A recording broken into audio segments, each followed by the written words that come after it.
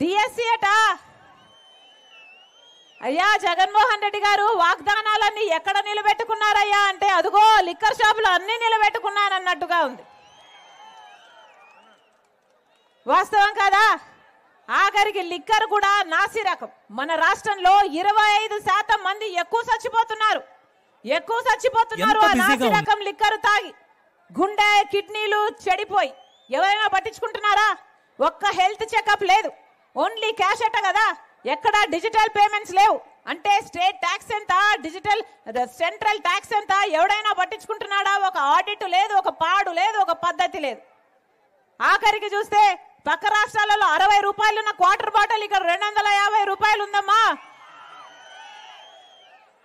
అన్ని ఛార్జీలు పెరిగిపోయినాయి. ఆర్టీసీ అయితే 5 సార్లు పెంచారు, ఎలక్ట్రిసిటీ అయితే 7 సార్లు పెంచారు. గ్యాస్ ధర, పెట్రోల్, డీజిల్, ఏదైనా చక్కెర, నూనె ఏదైనా ఆకాశాన్ని అంటుతున్నాయి. ఏం చెప్తున్నారు? మేము బటన్ నొక్కుతున్నాం అంటున్నారే. బటన్ నొక్కితే మీరు ఇచ్చేదెంత, మీరు ప్రజల నుంచి తీసుకుంటున్నదెంత? ఒక చేత్తోనేమో మట్టి చంపిస్తున్నారు, ఇంకో చేత్తోనేమో వెండి చెంబు తీసుకుంటున్నారు. అర్థమవుతుందా అమ్మా?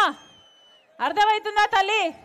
ఇంతమంది బిడ్డలు ఉన్నారే, యువకులు ఉన్నారే, ఉద్యోగాలు వస్తున్నాయా నాన్న? ఏమా ఉద్యోగాలు వస్తున్నాయా? ఏం చెప్పారు జగన్మోహన్ రెడ్డి గారు? అధికారంలోకి రాకముందు, అధికారంలోకి వచ్చిన వెంటనే 2,30,000 ఉద్యోగాలను భర్తీ చేస్తానన్నాడు జగన్మోహన్ రెడ్డి గారు. ప్రతి జనవరికి జాబ్ క్యాలెండర్ ఇస్తానన్నాడు జగన్మోహన్ రెడ్డి గారు. వచ్చిందా? మెగా డిఎస్సి 23,000 ఉద్యోగాలుంటే ఎందుకు భర్తీ చేయడం లేదు చంద్రబాబు? సిగ్గులేదా? 7,000కే ఇచ్చావు నోటిఫికేషన్లని ఆ రోజు ఎద్దేవా చేసిన జగన్మోహన్ రెడ్డి గారు ఈ రోజుటి వరకు కూడా అదే 23,000 ఉద్యోగాలు ఖాళీగా ఉంటే మెగా డిఎస్సి కాకుండా ఒక దగా డిఎస్సి 6,000 ఉద్యోగాలతో మరి ఎందుకు నోటిఫికేషన్ ఇచ్చినట్టు జగన్మోహన్ రెడ్డి గారు? అది కూడా 5 సంవత్సరాల తర్వాతనా? 5 సంవత్సరాలు ఏం చేశారు? గుట్టి గుర్రాలకు పళ్ళు తోమారా? 5 సంవత్సరాలు ఏం చేశారు? గాడిదలు కాసారా? 5 సంవత్సరాలు కనీసం కుంభకర్ణుడైనా 6 నెలలు నిద్రపోతాడు, 6 నెలలు లేస్తాడే. మరి జగన్మోహన్ రెడ్డి గారు ఏం చేశారు? 4.5 సంవత్సరం నిద్రపోయాడు కదా. 4.5 సంవత్సరం తర్వాత ఇప్పుడు ఎలక్షన్లు వచ్చాయని 2 నెలల ముందు నోటిఫికేషన్లు ఇస్తే ఆ పరీక్షలు ఎప్పుడు కావాలి? మన బిడ్డలకు ఉద్యోగాలు ఎప్పుడు రావాలి? అది అయ్యేదా సచ్చేదా?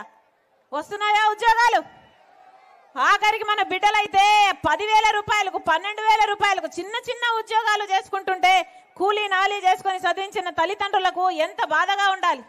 ఇదేనా రాజశేఖర రెడ్డి గారి ఆశయాలను నిలబెట్టడం అంటే? ఎవరిని ఆదుకుంది వైసీపీ ప్రభుత్వం? అసలు వైఎస్ఆర్ సిపిలో వైఎస్ఆర్ ఎక్కడున్నాడన్నా? ఉన్నాడా?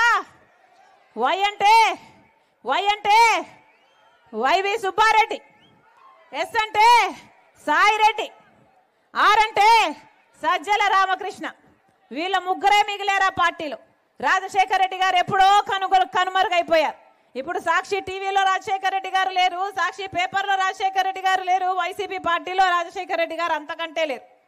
అందుకే చెప్తున్నా, మాట నిలబెట్టుకోలేని వాడు రాజశేఖర రెడ్డి గారి ఆశయాలను నిలబెట్టలేడు. మీరందరూ ఆలోచన చేయండి.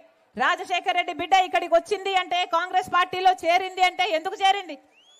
ఎందుకంటే ఒక్క కాంగ్రెస్ పార్టీ మాత్రమే రాహుల్ గాంధీ గారు మనకు ప్రత్యేక హోదా అధికారం లేకొచ్చిన వెంటనే 10 సంవత్సరాల ప్రత్యేక హోదా ఇస్తానని రాహుల్ గాంధీ గారు కాంగ్రెస్ పార్టీలో మేనిఫెస్టోలో చేర్చారు. కాబట్టి ఆ మాటను పట్టుకొని వచ్చింది రాజశేఖర రెడ్డి బిడ్డ.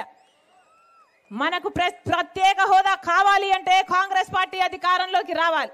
పోలవరం ప్రాజెక్టు లాంటి పెద్ద ప్రాజెక్టులు పూర్తి కావాలి అంటే కాంగ్రెస్ పార్టీ అధికారంలోకి రావాలి.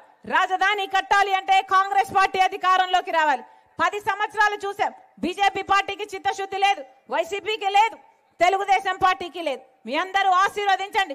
కాంగ్రెస్ పార్టీ అధికారంలోకి వస్తే మన ఆంధ్ర రాష్ట్రం జాతకమే మారిపోతుంది. మీరు ఆశీర్వదించండి. రాజశేఖర రెడ్డి బిడ్డ మాటిస్తుంది, కాంగ్రెస్ పార్టీ అధికారంలోకి వచ్చినాక రాజశేఖర రెడ్డి గారి సంక్షేమ అభివృద్ధి పాలన ప్రతి ఇంటి గడపకు తీసుకొస్తుంది రాజశేఖర రెడ్డి బిడ్డ. మీరు ఆశీర్వదించండి. కాంగ్రెస్ పార్టీ అధికారంలోకి వచ్చినాక రైతులకు రుణమాఫీ 2 లక్షల వరకు రైతులకు రుణమాఫీ చేస్తుంది కాంగ్రెస్ పార్టీ. మీరు ఆశీర్వదించండి. రైతులకు మద్దతు ధర, కొత్త మద్దతు ధర ఎంతైతే పెట్టుబడి అవుతుందో ఆ పెట్టుబడి మీద 50% లాభంతో కూడిన మద్దతు ధర కాంగ్రెస్ పార్టీ ఇస్తుంది. మీరు ఆశీర్వదించండి. ఉపాధి హామీ కింద కనీస వేతనం 400 రూపాయలు ఇస్తుంది కాంగ్రెస్ పార్టీ ప్రతిరోజు. మీరు ఆశీర్వదించండి. ఇల్లు లేని ప్రతి పేద కుటుంబానికి ఒక పక్కా ఇల్లు, రాజశేఖర్ రెడ్డి గారు కట్టిన ఇందిరమ్మ ఇల్లు 40 లక్షల్లాగా కాంగ్రెస్ పార్టీ కూడా సాచురేషన్ పద్ధతిలో 5 లక్షలతో ఒక పక్కా ఇల్లు కడుతుంది ఇల్లు లేని ప్రతి పేద కుటుంబానికి. మీరు ఆశీర్వదించండి. కాంగ్రెస్ పార్టీ అధికారం లేకొచ్చినాక 4000 రూపాయలు పెన్షన్, 6000 రూపాయలు వికలాంగుల పెన్షన్ అవుతుంది. మీరు ఆశీర్వదించండి. ప్రతి రకంగా కాంగ్రెస్ పార్టీ ప్రజలకు అండగా నిలబడుతుంది. ఈ అక్క చెల్లెలకు కాంగ్రెస్ పార్టీ మాటిస్తుంది.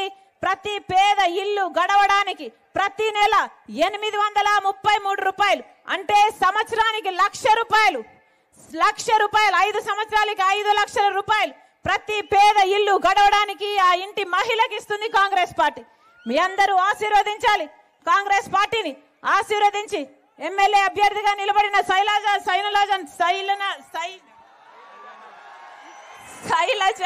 అన్న గారిని ఆశీర్వదించాలి.